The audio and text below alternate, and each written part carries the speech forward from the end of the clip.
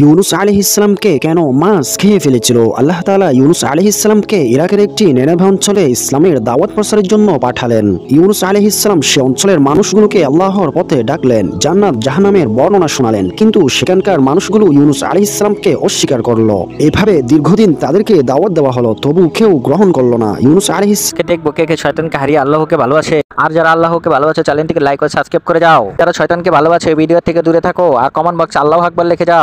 তখন রাগ করে সে অঞ্চল থেকে চলে গেলেন। তবে আল্লাহ তাআলা সে অঞ্চল থেকে ইউনুস আলাইহিসসালামকে চলে যাওয়ার জন্য অনুমতি দেয়নি। ইউনুস আলাইহিসসালাম সে অঞ্চল থেকে চলে যাওয়ার জন্য একটি নৌকাতে উঠলেন। নৌকা যখন সমুদ্রের মাঝপথে, তখন প্রচন্ড বেগে ঝড় তুফান শুরু হলো। নৌকা পানিতে ডুবে যেতে লাগলো। আর নৌকার মাঝিরা নৌকা ডুবা হতে রক্ষা পাওয়ার জন্য ইউনুস আলাইহিসসালামকে পানিতে ফেলে দিলেন। তখন একটি বিশাল বড় মাছ এসে ইউনুস আলাইহিসসালামকে গিলে ফেললেন।